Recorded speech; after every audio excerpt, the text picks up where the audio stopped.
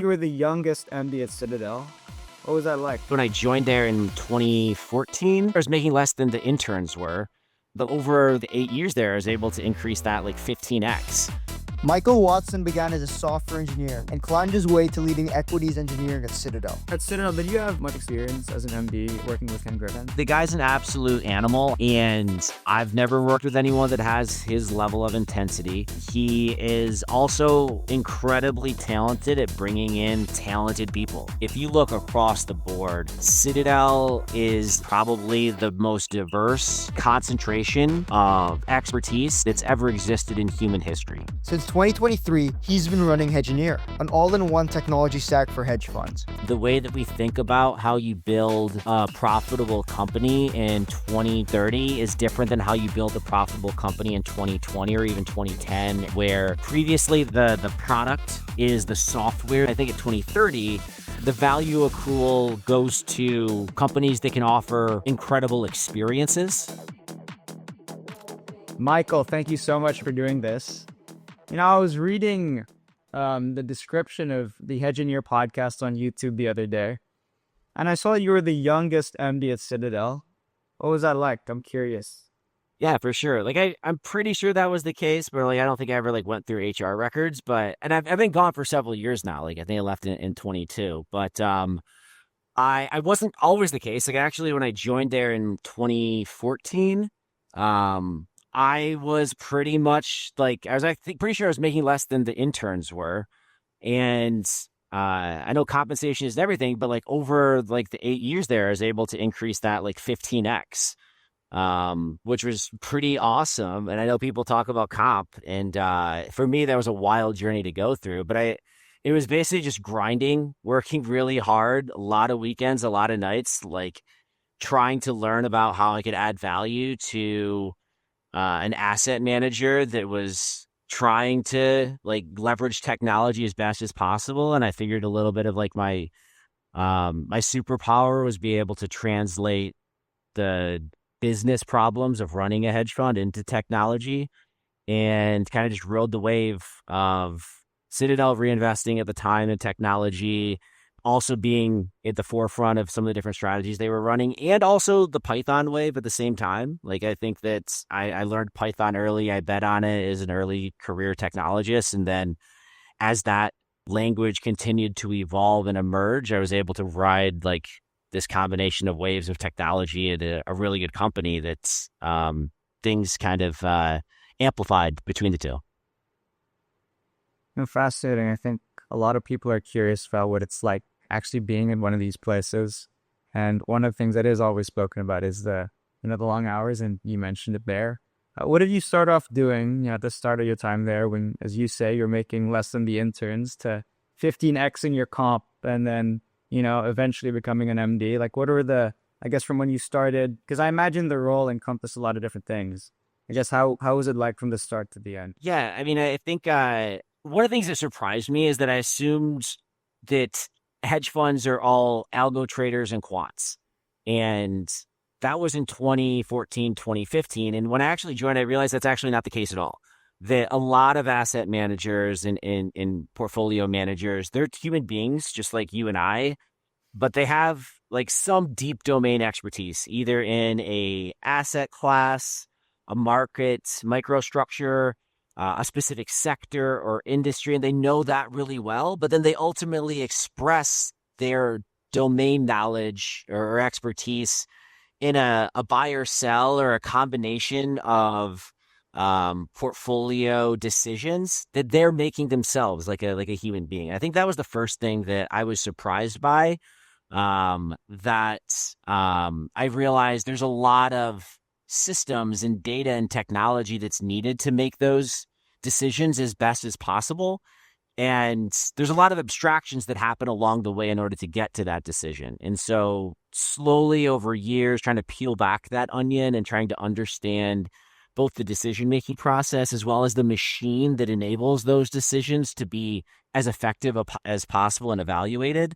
And just slowly trying to understand more and more about that business model, every day and trying to figure out like, okay, now that I have a little bit more context and understand a little bit more about how a multi-manager or a long short equity strategy is being run, that where's my opportunity to add value? Where's my opportunity to identify a system that's broken or a process that could be a little bit better and go and try to fix that and optimize until my context of the problem is expanded and know when to not necessarily go any more deeper, but start going more horizontal and solving another problem. And I think I was also very blessed to have good managers along the way that would give me context about the problem, enable me to have autonomy to go and solve it, but knowing when to tell me, hey, don't go any deeper right now because there's actually more valuable things for you to be doing by working on another problem. But first, let me give you context about that problem and why your over optimization of this one thing might not be the best use of your time. And so good managers are good at identifying when to give people more context about a problem space, so that they always have the necessary information that they need in order to like do something as effective as possible or as much value without overwhelming them too early. And luckily I had some awesome managers along the way.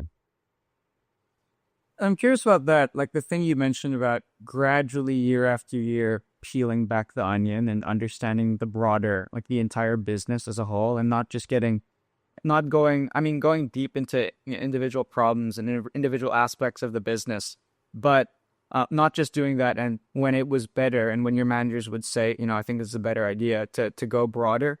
Because one of the things, like I remember I attended I think it was a Citadel networking dinner after my first year of undergrad. And a lot of the advice that I was given by the quants there was early on in your career, specialize very, very heavily into one thing that'll, as you mentioned, allow you to provide a lot of value to the business, but then keep a tab of things you don't understand that you can maybe go back to later. And I was wondering what was navigating that like? Because obviously you mentioned you had these mentors that telling you when to go deeper into something, when not to. But obviously there's so many different aspects to the business at Citadel or at any large hedge fund. How did you navigate like when to go super deep into something? And even on top of that, I guess what was it? Yeah, for sure. And I think there's different things that you can go deep on. So as a technologist or software engineer, at least I personally believe that you should always be going really deep on some core technology or system that you understand very well. And then that system becomes a framework that you can start making new systems that you're learning relative to. Or you can figure out how that system can then be leveraged in a way that you can use it in another use case. And for me, at least that one system that I always understood really well was Python. And because Python I love the quote that it's the second best language for every problem. It's been something that I was always able to adapt to the problem that I was trying to solve and use like the right tools and the right implementation of the Python language or the ecosystem for a given problem space. And also, important part to understand it's connected to what I was saying earlier around discretionary versus systematic managers.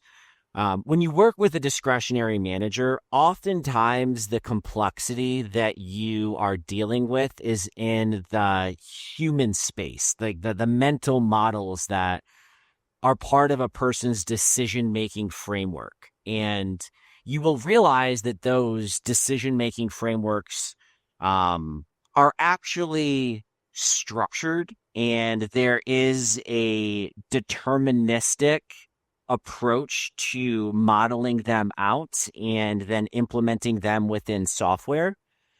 So even though it's discretionary, it's a human being's research process, or really any process for that matter, that it can be systemized and it can be structured. But the challenge of that is not in the code. It's not in the classes that you're defining or the high throughput frameworks that you're using, it is actually in just first understanding that human construct, that research process, and being able to articulate it effectively, nothing to do with code.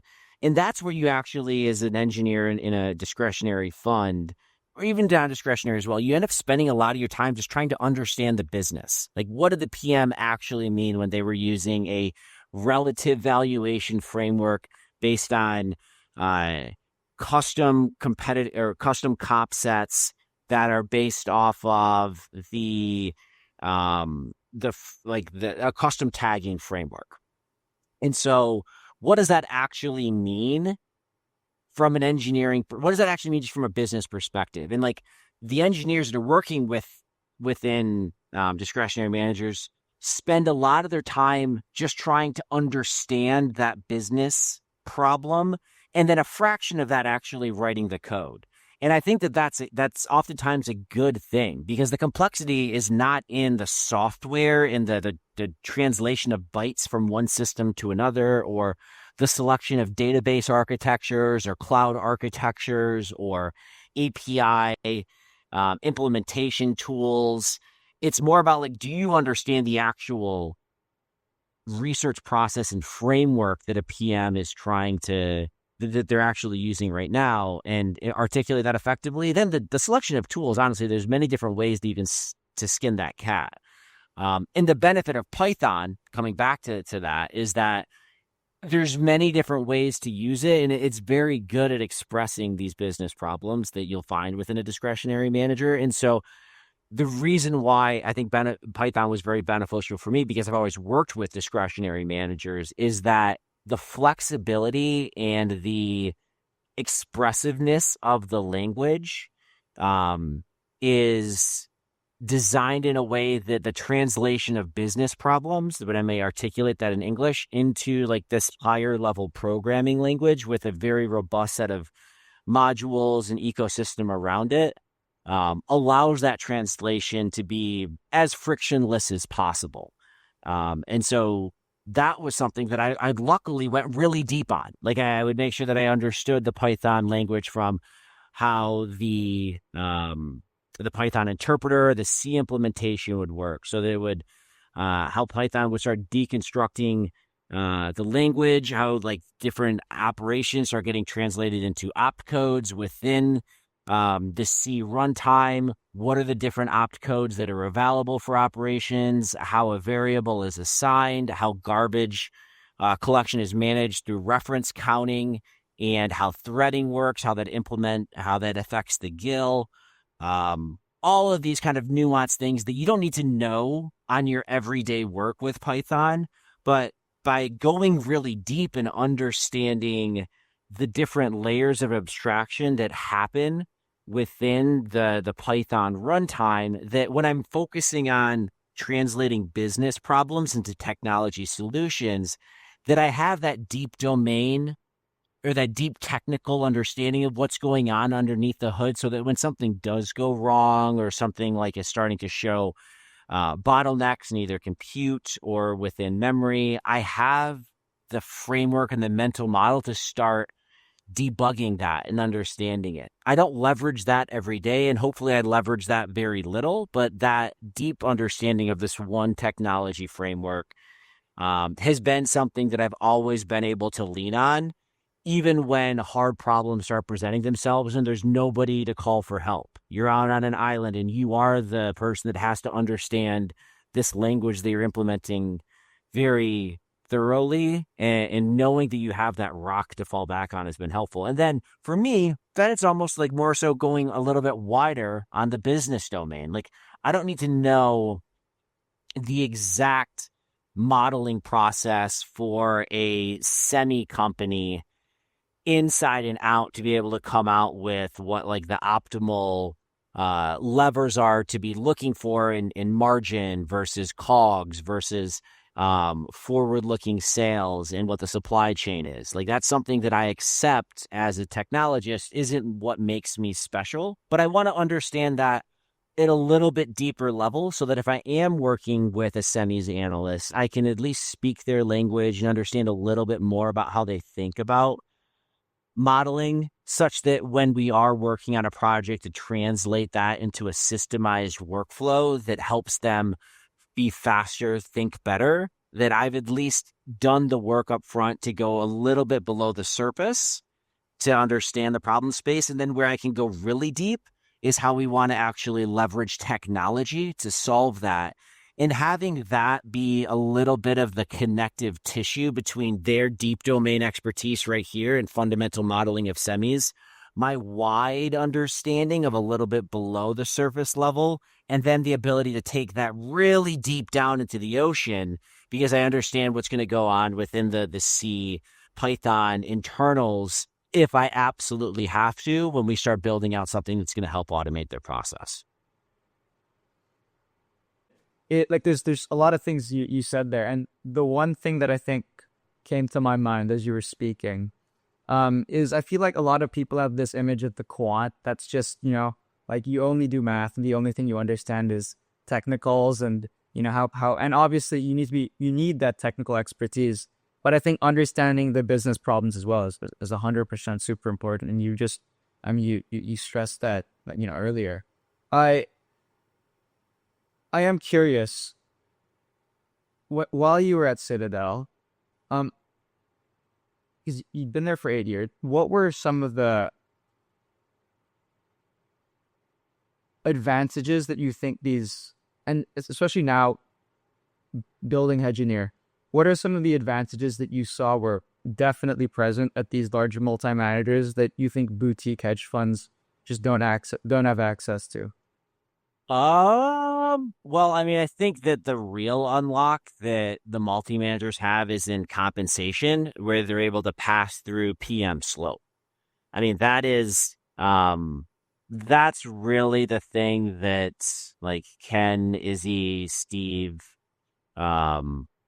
Dimitri have figured out a framework so that they can offer a PM the ability to get 15%, 20% of the slope on their portfolio. So they're almost getting the 20% incentive fee that they would otherwise be getting if they went out and ran their own fund. And convincing investors or building out a framework such that they can take that slope and then have the investors pay it and not have that come out of their own incentive fees. And so more than anything else, technology, I mean, it's definitely special to get talent accrual because I do think that it's really difficult to build a vehicle that can do that effectively because you have netting risk that happens. So you really need everyone to be good in order to effectively have a pass-through model that includes PM slope, especially at scale. And so that's been more than anything else the biggest unlock that a multi-manager has had. And it's very difficult to replicate. If you want to have a pass-through model and have a true multi-strat structure, now like the diversification helps, but you can't have a commodities business and a credit business and a fixed income business and a quant business and a fundamental long-short business all having pass-through slope and have just one of those be consistently down. You'd have to cut that business because they're just a huge draw on the overall compensation. Yeah, that's that. I mean, that's really the unlock that they've been able to tap into. And when you say it like that, just being able to you hire the best talent, people with the best ideas, and like you said, have that structure. It is remarkable. I'm at Citadel. Did you have much experience as an MD? I guess working with Ken Griffin. Were you able? Yeah, dude. The guy's an absolute animal. I've had a bunch of one-on-ones with him, and he is a truly one-of-a-kind person. And I've never worked with anyone that has his level of intensity. He is also incredibly talented at bringing in talented people. I think that if he's great at one thing, it is, I mean, he's great at a lot of things, but like the one thing, if you look across the board, Citadel is a lineup of absolute rock stars across the board, like commodities, fixed income, uh, credit, structured products, people in like reference data systems, like C++ experts, people deep in Python, people like React, like developers. Like Ken has built a vehicle that he has attracted probably the most diverse concentration of expertise that's ever existed in human history. If you're a medical doctor and you're working at Citadel, you're probably one of the world's best medical or MDs in a specific drug or therapeutic area. Like some of the world's best meteorologists work at Citadel. Some of the absolute breadth of talent at Citadel, I think, is the single most diverse concentration of geniuses, or at least really smart people that exist anywhere in the world. And that's not to say everyone there is truly that exceptional. There's a lot of people that are just like normal people. You and I work really hard. I consider myself one of them. I'm not a genius. I just try to work really hard and do the absolute best that I can given the limited set of tools that I was God-given born with. But yeah, it is absolutely an impressive recruiting feat that he's been able to accomplish. Again, I think that is partially a function of the way that they're able to pass through expenses to the investor base so they can comp incredibly well. That is a huge unlock of that model. Plus, Ken has this fierce intensity of excellence that he expects from everyone around him at all times. There is no relaxed, chill moments when you don't have to be at your best, or at least he's created a culture where that's kind of expected. And so he built a vehicle that is unlike, I think, anything else that has existed in human history.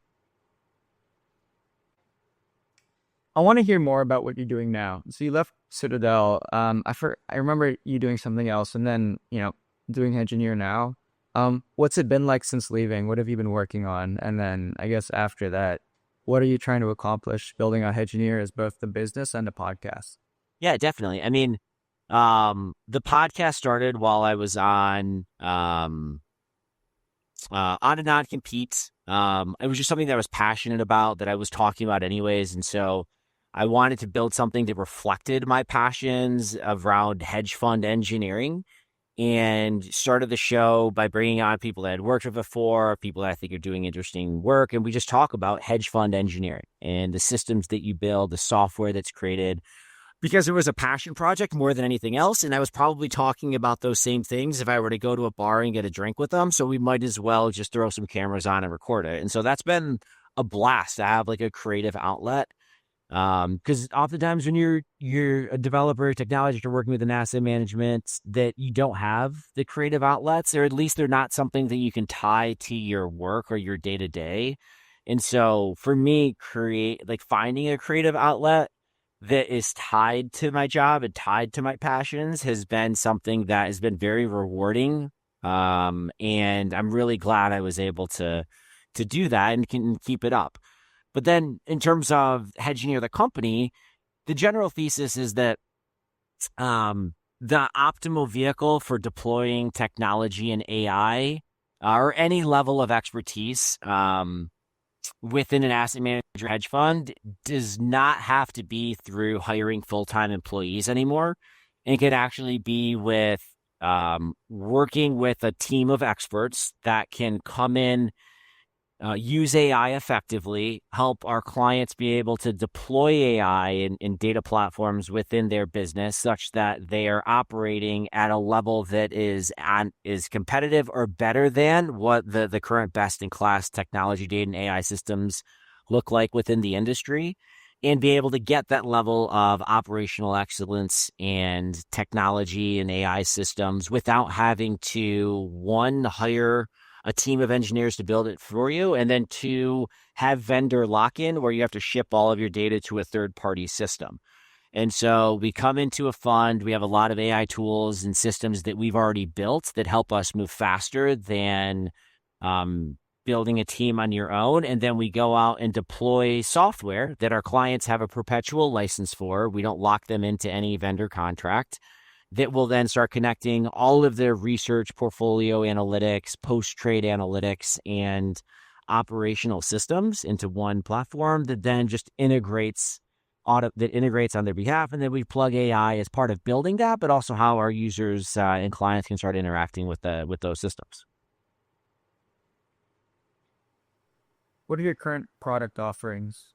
Yeah. I saw one Hedgineer Edge. Yeah, sure. So like one of the things that's been really powerful is being able to deploy out MCP servers that connect front, middle, and back office into one system. So like we'll have one set of MCP tools that are geared towards operations. So you can ask questions like, what are the largest drivers of fees in our NAV number that we have right now? And so break it down by performance fees, incentive fees.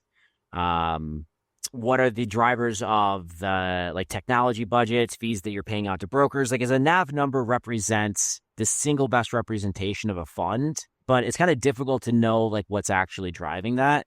If you have a single data platform that understands what the fee structure is, what all the subscriptions and the redemptions, the portfolio returns, both realized and unrealized dividend payments, plus the fees that are being used against that, NAV is pretty powerful for a lot of different use cases. And so like once you understand that in a data platform, how do you then surface that through MCP servers? And then how do you do the same thing for research? So we'll go in, we'll have some tools that'll parse our clients' Excel models and then be able to normalize that to like a visible alpha or a DeLupa. So you can say like, hey, for all of the different portfolio or for all the different companies that are within our research process, what are our analyst EPS numbers for each company? What is the estimate for consensus for that EPS number? What is our price target? What is the current price? And what is our current portfolio exposure? So like just having a framework that can extract that information and then service it back up through MCP has been pretty powerful. So we'll have like a set of research MCP tools, portfolio analytics MCP tools, fund operation MCP tools. The second one is around how we deploy out like an intelligence layer within our client's environment. So we'll have like a Claude Code SDK, or basically a wrapper of the Claude Code SDK that we've run within their environment with a set of evaluation tools. So if you wanted to like have all those questions that I was just like describing, how do you evaluate that you're answering them correctly and then deploy that system that can go answer them? And so that deployed instance is giving the same responses as all of your tests and evaluations. So we've been pushing on that quite a bit. Lastly, we do a lot around building out knowledge graphs that basically are used within that framework. So like for a lot of our clients, they might have a lot of legacy infrastructure. We'll then go scan all the databases that they have internally, scan the tables, scan the columns, scan all the research models, scan the research or like their third-party vendors like a Geneva or a Infusion, their SharePoint, et cetera, and build out like what is the knowledge graph of the flow of information through that, and then use that as part of projects that will do more service oriented to like enhance their existing infrastructure. So maybe they want to turn off some of their legacy databases and migrate onto Databricks. How can we use this knowledge graph to be able to do that in a matter of weeks opposed to quarters? So we use it also to accelerate infrastructure migrations as well. So it's like, but we focus a lot on services for the most part. Like I have a general thesis that the cost of software is going to zero. And the way that we think about how you build a profitable company in 2030 is different than how you build a profitable company in 2020 or even 2010 or even 2000, where previously the product is the software that you deploy into you give to a client or you give to the enterprise or you sell B2B, that the actual value is in that product or that software. And you think of it like, oh, well, like, does it have a portal? Does it have a dashboard? Does it have like a something that is always the same? Because the cost of building that product was so high that somebody else would then say like, oh, I'm not going to build that myself and maintain it. I'm just going to license that from some third-party software developer. And so the value accrual would basically would happen for the people that had really good, compelling products. But I think when I think at 2030, I think that the value accrual goes to companies that can offer incredible experiences in the same way that that product actually, like, it was the experience around the product and the value that product gave me. But it wasn't the product itself. It was that experience and the value that actually was occurred. And I think now the scalability actually of services is what is where actually, like, services and domain expertise. So for example, like, if we were going to a client, we're like, hey, like, we actually will let you use all of our software that we produce for you for free in perpetuity, 0 license. You can't go and take that software and sell it, but you can go and take it and modify it and make any changes that you want to it. And that software does a lot of the tools that a risk software might do, or portfolio analytics, or research. But if we leave, you get that for free. You can continue to have it. And in a world where the creation of that software and the marginal cost goes closer and closer to 0, that the margins of then that service from a business provider starts looking at the margins that you used to get as a software vendor and the margins that you're now getting as a software provider, like starting to go to 0 because you're not getting as much revenue. That the opportunities actually exist for service providers more so than they exist for software vendors. And so when you're asking me about the products that we produce at Hedgineer, we have tools and products that we use as technologists and engineers to make sure, like, when we build something for a client or we deploy something, that it is done as quickly as possible. But it's also using our expertise to make sure that what's being built is exceptional and world-class, and we're leaving our clients with best-in-class workflows and processes and systems. But the product is the actual expertise in the service and that experience that they get by working with expertise and now having that expertise at their fingertips. And so what we leave behind is actually software that they have a perpetual license to use forever. But the experience that they're getting that's exceptional isn't the software. It's actually working with a team of experts that are allowing them to suddenly work at this exceptional level. And so if the experts leave, you still have the product, but that experience that you had of working with them, of being able to, like, push out product and new features and new functionality on an hourly basis is gone. And so the only way that you really get that is if you have that engineering, you have that kind of expertise kind of in-house as your own disposable resource. But when it's just a product, you don't necessarily get that level or that kind of experience. And so what I'm trying to create at Hedgineer is an experience like you have that full service white glove engineering team that you get within a lot of these multi-managers right now, like the MLPs, the Balyasnys, the Citadels, where they have, like, very quick, at least they attempt to have very quick timelines, very quick turnarounds, highly customized software for their business use case that are almost designed for one PM or one analyst or one quant, but do that within a service-based model, but getting the margins of what you would have as a software engine, as a software company from 2020. And so going back to what is the product is the experience of an asset manager of a hedge fund working with a team of experts when it comes to building out technology, software for risk, research, portfolio analytics, and operations, and all of the benefits that come with that expertise to build out systems and software that are really tailored for your company. So that experience, that that you oftentimes only get by working within the multi-managers that have these really strong concentrations of talent, these types of resources to be able to build out kind of anything that you want or can imagine. Like that is the product. Like that experience is the product for our clients that work with Hedgineer. Oh, wow. I've never heard the take of that take. I mean, I've heard the take the price of software is going to zero. But I've never heard the take that um the way to make a profitable software business, the way to start a profitable software business in 2030, in your eyes, is to create, is to have that expertise, to create that exceptional experience for the user. And I think, I mean, I'm thinking about it now. I think Yeah. that's very insightful. Well, that is what the forward deployed engineering model is that Anthropic, to some extent, has been pushing forward, and everyone's pushing forward deployed engineering. But I believe that the forward deployed engineer is the product.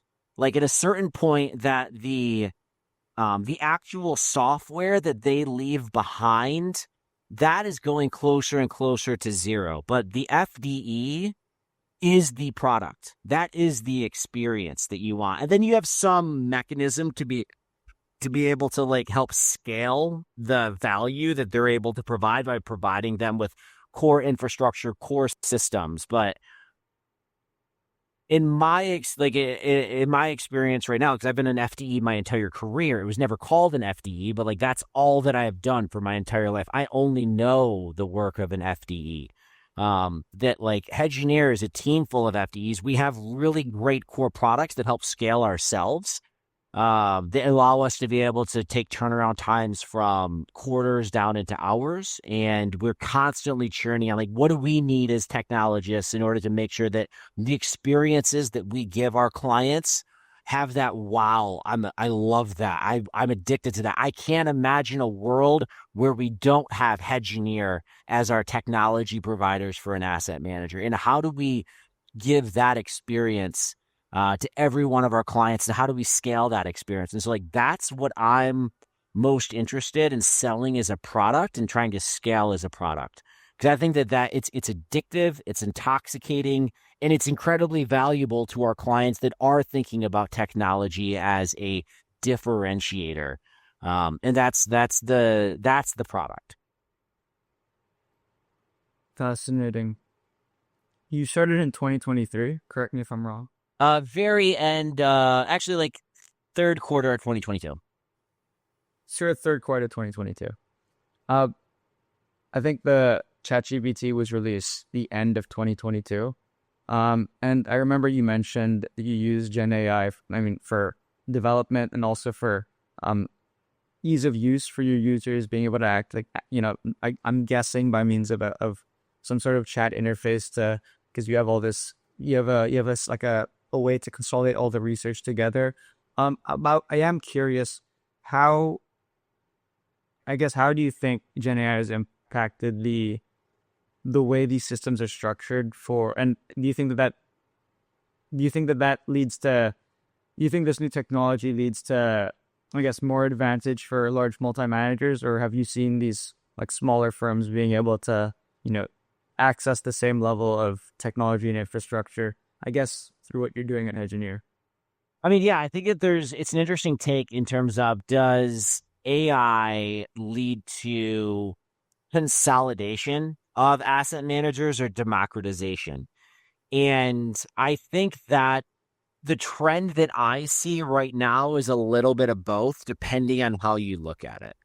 One of the biggest trends, if you look at new launches right now, is the external exclusives, where a lot of the hedge fund managers that have launched with these big checks are actually seeded by a single multi-strat, but they have their own license and they have a plan forward if they wanted to raise in a commingled vehicle. So you see it's really common with like MLP, Bali, Schoenfeld's been doing it forever, other managers as well. And is that a scenario of democratization of, you have these other people starting their own funds, or is it really just a consolidation of the multi-strats with a veil of disguise that it's not really Izzy that's cutting the checks?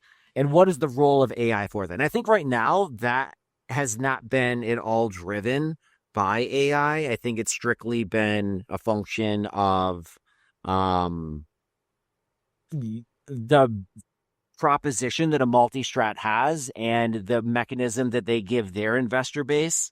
The vehicles, they get a very diversified set of cash flows with really good talent acquisition, really good risk constraints, and doing that in a single product. And they get so much money that they need other ways to deploy it. And so maybe like the best way is to offer a really up and coming manager an opportunity to not just become a PM in a pod, but become a hedge fund manager yourself, seated exclusively to start with by one of these multi-managers. And so I think that's the function of the demand for multi-managers, and the need to find more creative ways to deploy capital, and external exclusives have been that. But I do also think that AI just helps that mechanism of the multi-manager to get more efficient with capital, be able to drive more efficiencies within the manager selection process, the risk management process, and be a more effective conduit of talent selection and capital allocation than what they currently are, and continue to offer that in a single vehicle. And having, like, for example, like right now you look at like a Vanguard or a BlackRock as these massive asset managers. I see in maybe 5 years like a Citadel or an MLP actually being the Vanguard or the BlackRock that you have today in terms of like the accrual of assets, and them getting more and more innovative with the way in which those assets are allocated out. And so I think that you'll see like even more consolidation through the multi-strats as a function of this. And I think if you take it on the other side in terms of the democratization, I think when I was started at Citadel, what was really popular was a fund to fund models where there would be one fund that these allocators would basically invest in, and they would give you diversified exposure to funds that you otherwise can't get in, or they would then do the manager selection. And those have kind of died down a little bit. I think for like one, there's been more pressure on fees for allocators, and they're saying like, hey, if you're telling me I'm not only paying for a Citadel fee structure, but I'm also paying for this fund of funds allocator structure, like, do your job and pick the right funds. Don't delegate responsibility out to this fund to fund manager. And so you see like more as fee compression comes in, there's an obvious middleman to squeeze out. But then if you start seeing more and more AI or intelligence, just available intelligence, democratization of intelligence happening from the allocator side, can they start constructing their multi-strategy like allocation process in a similar way of what you're going to get out of what the multi-strats are now? And you do see a lot of growth in sophistication for the allocators right now of hiring their own long short pod shops, having more sophisticated research management. Like there's been tons of there's been a lot of emergence of SMAs and like the technology and systems of managing SMAs, the research and the risk tools available to SMA allocators. And that's starting to look a lot like what the tools and infrastructure that exist within the multi-strats right now. So in some ways, is that disintermediating the multi-strat and allowing the allocator to have the same level of sophistication and then go directly to the funds themselves. And I think that that's also something that's going to kind of push back against the consolidation of the asset managers and just allowing to a sophisticated allocator go direct to the manager themselves and disintermediate. Now, what you don't get in that scenario is you don't get completion books. Like in the scenario where there's just an allocator and a manager, the allocator, for the most part, just has access to the returns. Like that's what they're buying and selling. They're getting access to the returns. In the multi-manager, you get access to the pod's returns, and then you basically sell that off back to your investors, but you also get access to their alphas. and all of the research and signals and data that they're able to produce. And that is monetizable at the same time. And so if the access to all of that digital exhaust and research data that exists within the multi-manager, in addition to the returns, is something that they can better monetize than the allocator, there's still going to be some additional value prop that the multi-strats have. And so I think that there will be this tension of sophistication that starts emerging between allocators and multi-strats as they're both kind of competing for returns and value justification. And that then takes to like, what are how does this cheaper intelligence get pushed down to the manager side? Because right now we're just talking about how intelligence is used by both the allocator and then the allocator intermediary. And I think that these multi-strats really are as just an intermediary of allocations that can do allocation just more effectively. They're better at risk controls. They're better at constructing products that have consistent cash flows. They're better at talent identification. And then they're better at monetizing the exhaustive information that's produced from them. But what we haven't talked about is the role of intelligence and how that actually impacts the managers themselves. I think that's a function of like who has access to more data and information and who has access to better models and intelligence. The benefit that a lot of these multi-managers have that have been around for a while is they have all of their analyst research staved in a database or cold storage S3 bucket going back decades. And all of that unstructured data, sometimes structured, is as well as like really accurate, like pricing history, volatility history, is a unique asset that if you haven't been collecting all of that data for decades now, that you don't really know how to, like, you don't know how to use that information to be able to train it for similar situations in the future. But a lot of these multi-managers have been collecting and storing all of their research for decades now. And that is at this point it is a first party data asset that no one else has. And they'll be able to leverage all of that human generated expert research in order to be able to train models, be able to use within context for future scenarios that I do think are going to give them definitely a leg up in terms of creating tooling and intelligence for the managers themselves to make better decisions. But at the same time, there's a lot of different competitors like in the space that are creating tools for startup managers that are getting lower and lower barrier of entry, like the ability to fine tune, the ability to get state-of-the-art models off the shelf, is something that is going to be easily available for a lot of different managers in the space. So there's going to be opportunities for smaller teams as well. I would never bet against Ken though. So like I don't think it really matters. He is an incredible allocator of resources. He's not going to be first. I think he's absolutely not going to be first. I think there's going to be innovation that happens outside of the multi-strats. But he's not going to be last. And so I think you'll see a lot of success and innovation happen within outside the confines of the multi-strats. I think that's going to happen by teams that are working closely with some of these research labs on alpha projects, on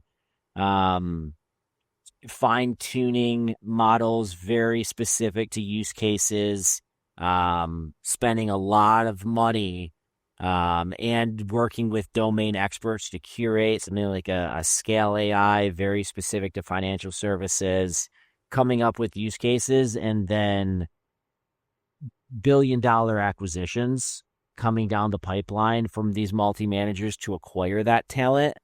But the multi-managers won't be first, but they definitely won't be last. And they will start spending money to start acquiring some of this talent over the next 5 years that is going to look a little bit like some of the acquisitions that you saw from Meta. by hiring talent as well. For sure. And so, number one, don't bet against Ken Griffin. Number two, the multi-managers here, they're in a good spot. So I think that's a great place to leave our episode. Thank you so much, Michael. This was wonderful. I really enjoyed chatting. Learned a lot, and all the best with Hedgineer. Thanks, man. Appreciate it.